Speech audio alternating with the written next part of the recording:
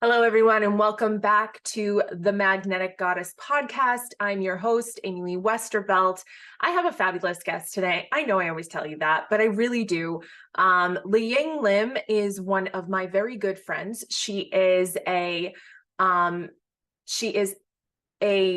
way of tea keeper and spiritual mentor for multidimensional women. I told you I was going to butcher that. But what makes her so cool is she's actually one of the lionesses. That is a group that I belong to. There are 8 of us, and she is one of the powerful members. And so I am super duper excited to have her here today on the show. So welcome, LiYing. So good to see you. Or as I call you, LY, and you call me AL. Yes, that's right. Oh, thank you so much for having me. I'm so excited to be here.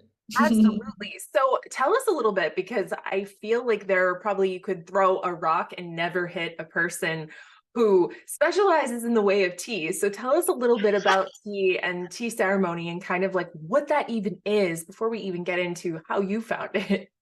Okay, so the way of tea, also known as Chado in the native language of Chinese, is a way of living where we work with the art of serving tea in ceremony. And the way we treat tea in this sense, when we drink her, it's really about going back to a time when tea was used as a shamanic medicine. So even though it is not it is an adaptogenic, so meaning like it is very different from the qualities of something like ayahuasca. It can absolutely bring about really beautiful spiritual awakening, very gentle softening and yielding and releasing qualities. So it's very feminine, and the ceremony comes in a way like it's almost like a form that holds this steady feminine energy, and so it's a divine union of the sacred feminine and masculine energies, so to speak, which you would love to speak about, I know. Um, so that would be the short explanation of what the way of tea is, and it really brings you back to embodying stillness at a very deep level. And so how did you come to study and be part of this movement of serving tea? Mm, I really feel like tea spirit met me where I was ready to meet her. Well, a little background story is that I grew up always with a real passion for writing. So pursuing a career in writing was basically everything I knew of. So I became a beauty editor at Harper's Bazaar. And then from there, it kind of jettisoned me into a career path that I guess I manifested because that was really what I wanted. I had a job opportunity to go to Hong Kong. So I lived in Malaysia. I'm born and raised in Malaysia. And so when I went to Hong Kong and I lived the high life, the dream career and everything, I started to feel a little bit disillusioned because I thought I had an idea of what it would look like, but then even though outwardly it looked exactly as I had dreamt of, I started to feel like there was something more. Like there was almost like this call to come into service. And when that happened, it's quite funny because I literally just, I was in a meditation and I sent out a message to the universe saying, I feel like there's something more. Please show me the way. And the way presented itself in an invitation to a tea ceremony at that time. So I went into that tea ceremony, of which the lineage I carry now. I went in without any expectations. I didn't really know what to expect. I just know that I love tea, and I just went in, and in the ceremony itself, I started to hear tea spirit speak to me, and I also felt this beautiful remembrance. It was almost like this image of my grandmother sitting next to a cauldron of hot medicine or soup, just waiting for it to come to boil at the perfect timing. That tender, loving care, like the grandmotherly love, and then that was when I felt like, oh my gosh, like the first time I actually feel like I'm back home within, like I'm no longer searching outside of myself for some answer, which was what I was doing for my entire life.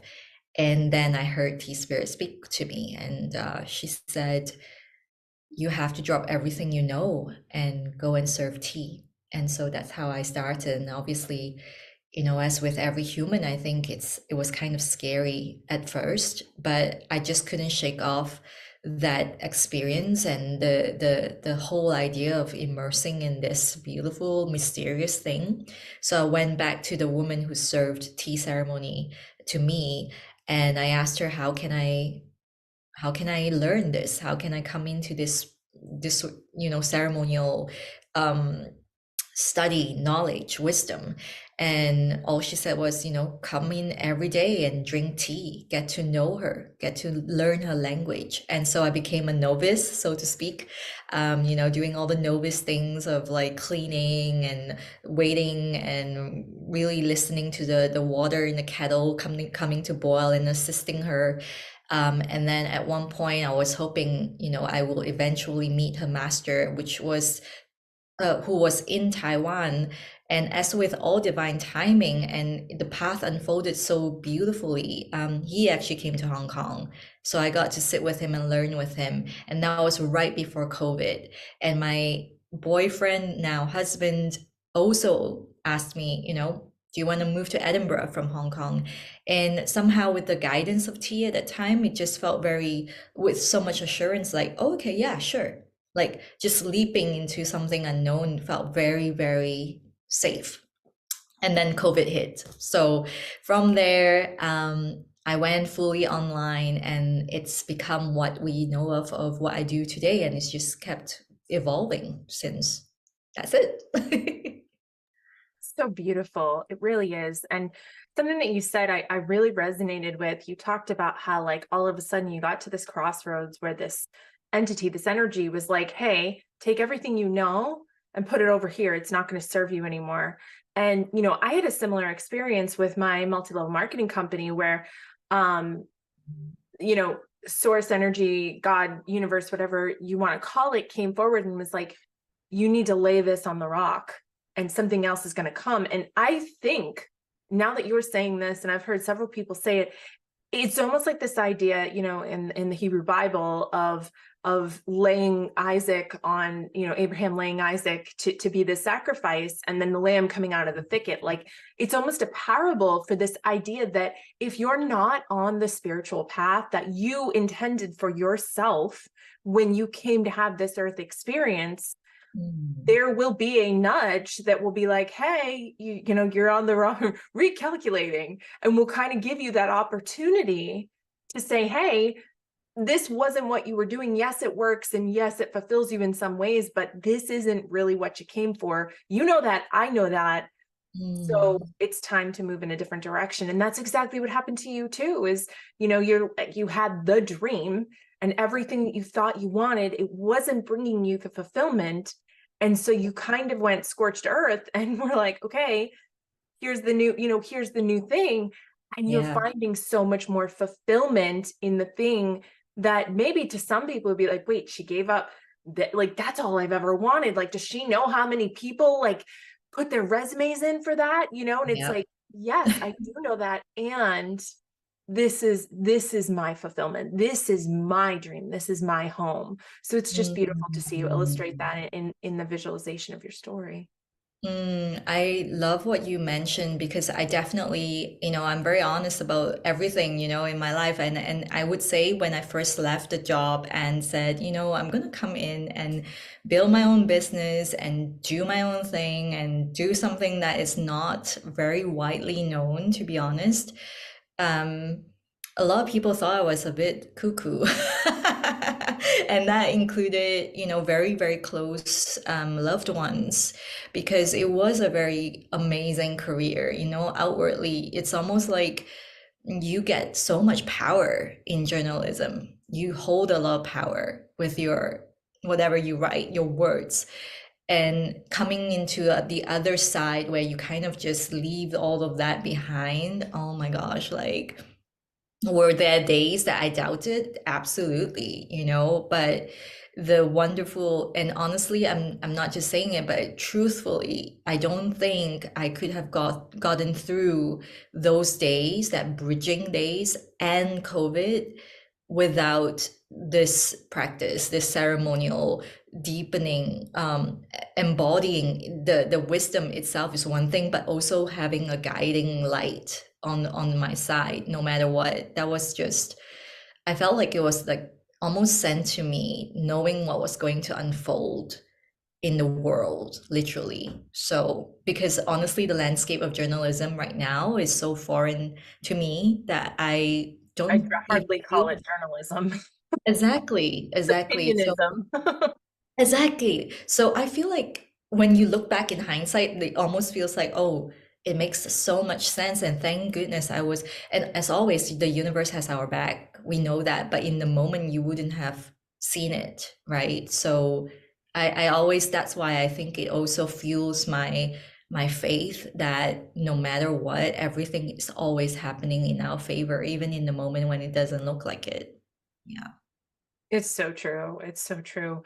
So, one of the things that you really espouse, one of the values that's really important to you, again, I know a lot of stuff about her, you guys, because we're friends, is stillness. And what I want to know from you is in a world that is so removed from stillness, where we live in such a hurry up culture, everybody's got the attention span of a gadfly, right? Like we breathe, what, 70 times a minute instead of like Yeah. 5 times like they did in the Middle Ages. We have more thoughts in one day than people used to have in a whole year. How do you marry that energy of stillness and the quiet and the slowing down with the ever increasing sense of urgency and stress and frustration and all of the high octane that society today requires? Like how do you manage to cultivate that in such a space? Mm, I love this question because I can explain it in the concept, I suppose, that I call the vortex of stillness. I always say, and this is something that people don't really realize until I actually paint the picture, is that the vortex is always moving. There's a perpetual motion. And at the center of it, you can almost see that there is this stillness, it's a still point, and around it, the motion is moving. And so we want to be this, and then have the motion move around us in a very, almost like a conscious, it's like a conscientious creation, because um, we are meant to be focusing our energy on creativity, on presence, and instead of all the, what you said, like frustration, anger, rushing. And the interesting thing is that the more we're able to let go of the concept or the idea that we have to force our way through or use every sense of our energy to control things that are external to us, and we release deeper into the stillness, it becomes easier to create the reality and or the life that you desire to live.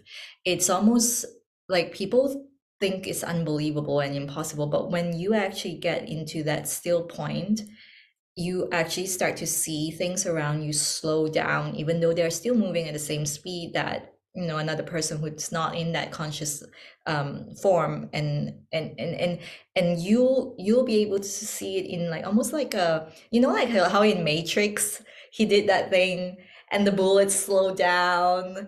That's how it feels like, because now you're making a very conscious decision in terms of, okay, do I go forward or do I stop?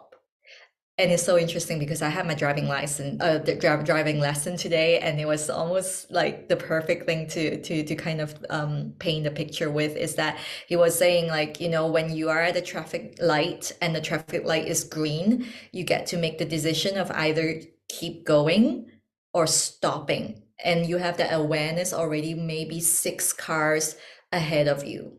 So you'll be able to see that, instead of not being aware, and then suddenly, oh wait, oh my God, it's green and it's turning amber. Oh, and you might get into an accident or something. So it's the same thing when you cultivate stillness in a world that, like you said, requires the speed. And to be honest, we are light. We are all made of light. We are light. So we are meant to move at the speed of light, but also that stillness is often misunderstood as like not moving. It's not. You are moving. However, you're rising almost from that still point. Does that make sense? Does, but I wondered, because I love Hmm. you so much.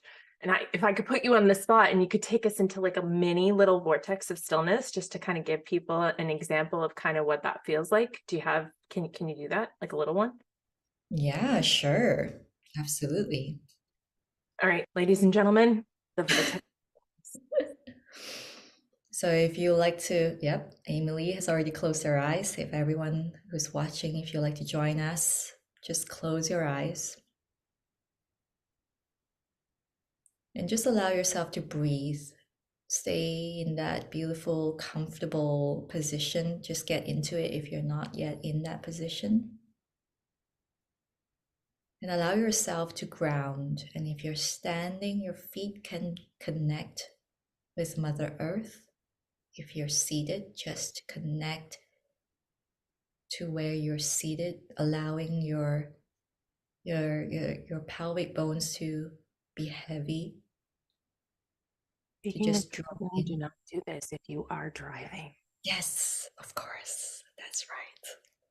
Please don't do that if you're driving. Don't close your eyes. However, if you're not, then join us. So right now, I would just like to bring your attention to your face and start to feel your face slowly widening towards the side. So the left side of your face is going towards the left, slowly, gently, like sort of like candy floss is just moving right side to the right, from the top of your forehead to your eyes, the nose and your cheeks and your mouth. Your lips is widening, so your left side is going towards the left and the right to the right, so you're almost coming into a tiny subtle smile. And your chin going to the left and the right. And just continue to breathe and just be aware of your breathing. Allow it to travel deeper into your belly. Inhaling and exhaling. Opening up the center of the crown of your head. Allowing a stream of light to travel down through the center of the head as you inhale, and inhaling it all the way down a beautiful channel, the central channel that connects the above to the below of where you're seated. So you're inhaling the light from above into your belly and exhaling out through your legs and your feet down, or your pelvic bones if you're seated. And just cast your attention now to the space that's outside of where you're seated. So as far as you like to go, perhaps it's the road outside your house, your room, your office, wherever you are. Maybe you can hear the birds, maybe a car whooshing past. My children being crazy. Or even if you like to go further, sometimes some people can even hear grocery shopping happening in one of those shops. Just allow yourself to bring your attention to that. And just see yourself placing a veil over this, a veil of silence covering it now. Once you've done that, bring your attention now into your house or your apartment, wherever you are in this vicinity that you're seated. Like maybe Emily said, children talking, laughing, my voice perhaps even, something clattering across the floor, ceiling fan perhaps for some who are in hotter climates. All of those now place a veil of silence over it.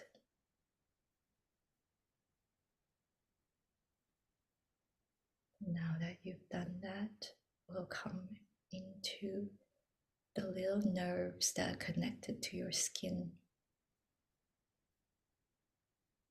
We're going to place a veil of silence over them now. These are all fireworks, like crackling all the time, super sensitive. So just allow yourself now to bring your mind to them and place a veil over them.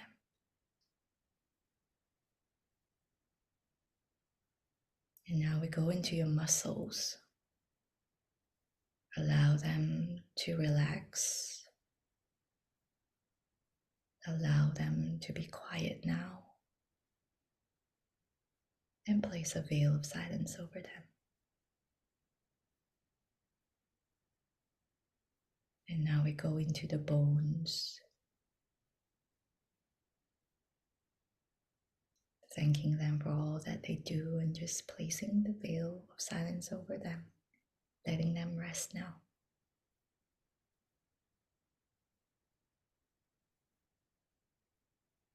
And now we go to the eyes, which is connected to the liver. Focusing on the eyes, we're going to place a veil over the nerves that connect the eyes. Just allowing them to rest, allowing them to be still.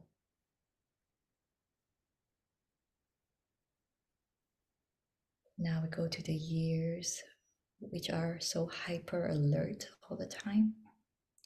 We're going to place a veil of silence over them as well. They're connected to your kidneys, so it's a beautiful way of just acknowledging any sadness or grief, just allowing them to rest and be acknowledged and seen. And we go to the mouth, placing a veil of silence over it so that your jaw is relaxed. Unclench it, loosen that jaw. And now placing your tongue at the roof of your mouth, very gently, and placing a veil of silence over that as well. The tongue is connected to your heart, so allowing it to rest, allowing the heart to glow from the depth of the very, very, very core of this heart space. And finally, we go to the nose. Placing a veil of silence over the nose, we're just going to allow the breath to do its own thing. We don't have to connect or we don't have to control. It simply does. Breathe.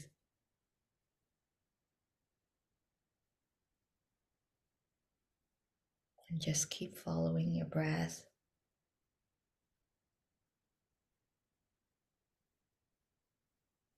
Go deeper. See where the breath will lead you into the vortex.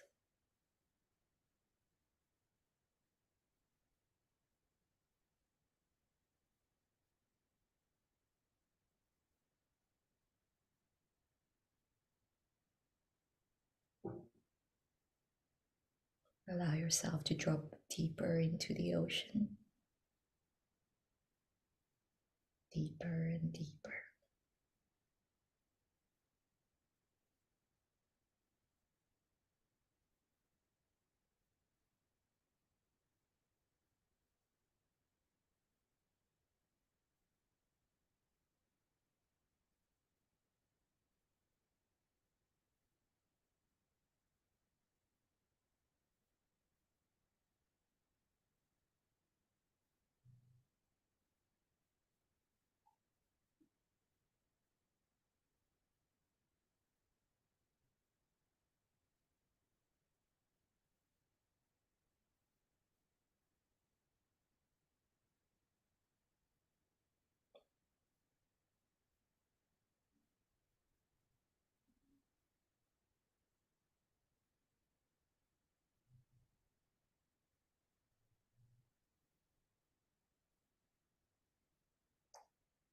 Each one of you will see a different thing at this point. Whatever it is, don't be afraid to go deeper. I'll give you another moment.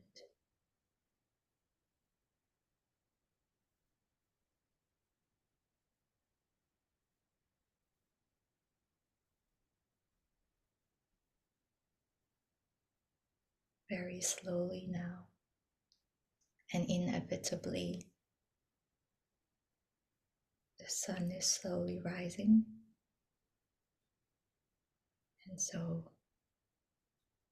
allow the light to infuse this area that is beneath where you're seated. Allow the light to grow wider and bigger. So much so that it reflects your aura in its entirety. The front and the back and the left and the right, above and below. Allow yourself to inhale that into your belly, into the navel. And exhale back out. Anything you need to release, exhale it all out one more time.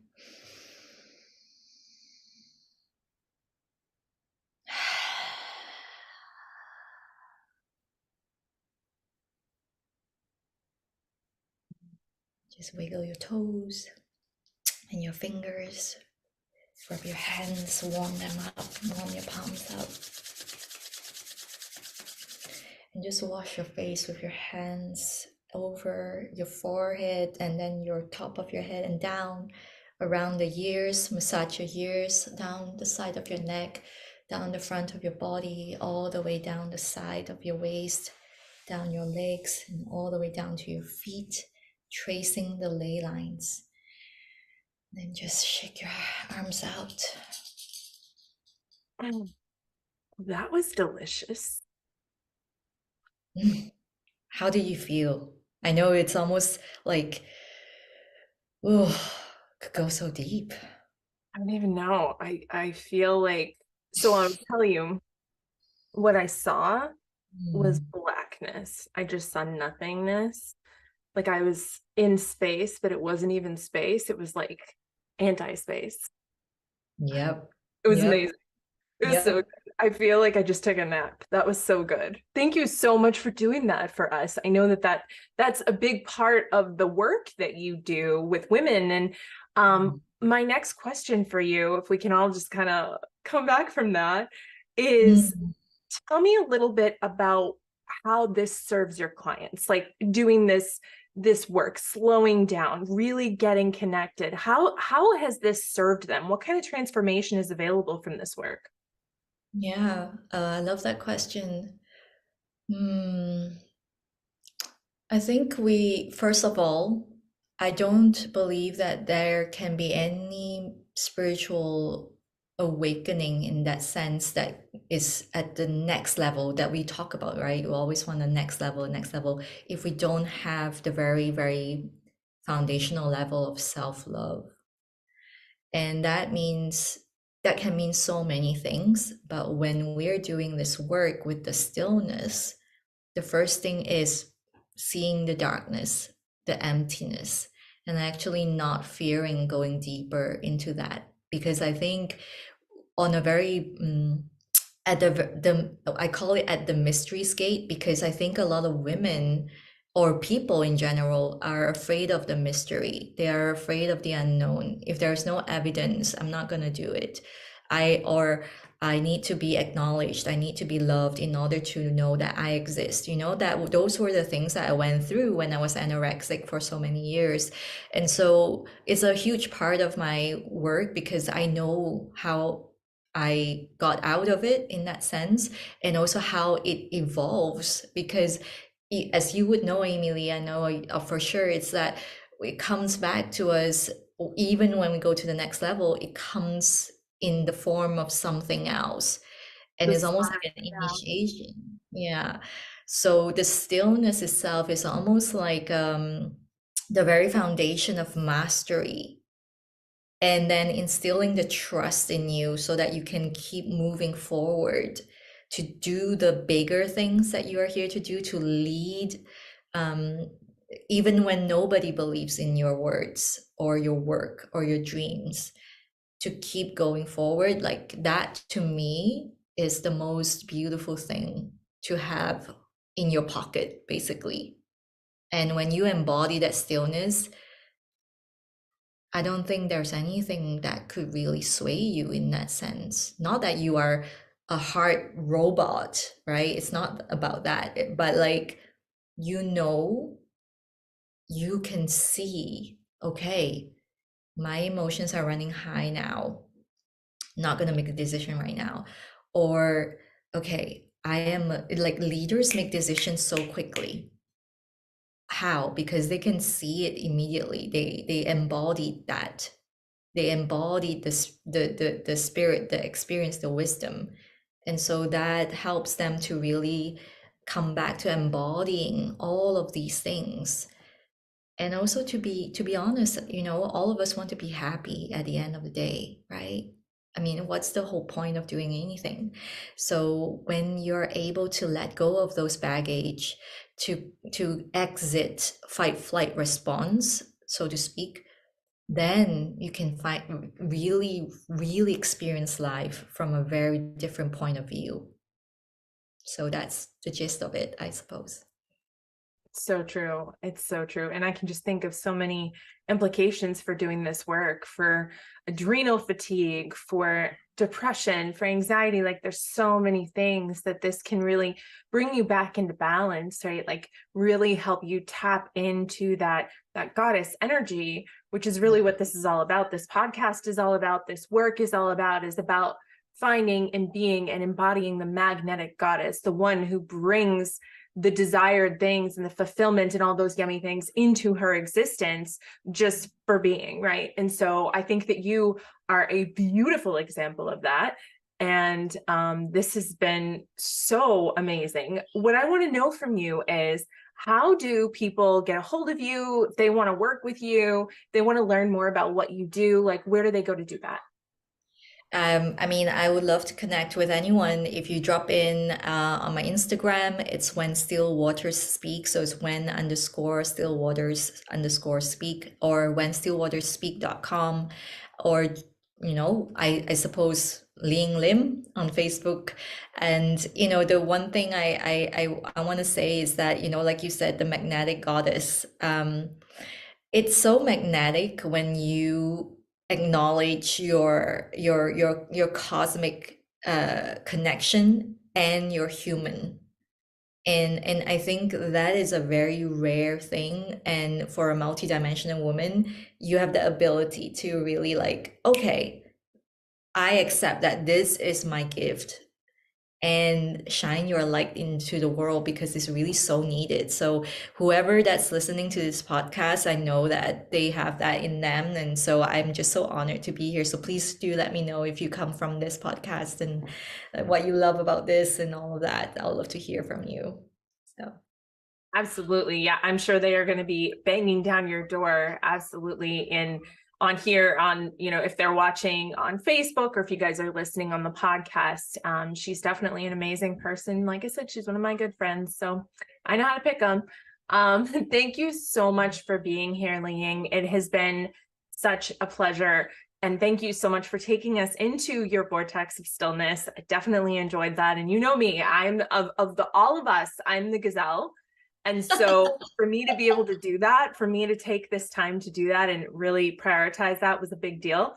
And you led me through it beautifully. So I really appreciate that so much. That's so beautiful. A seal of approval from Amy Lee, like that means the world to me. Oh, well, I love you so much for saying that.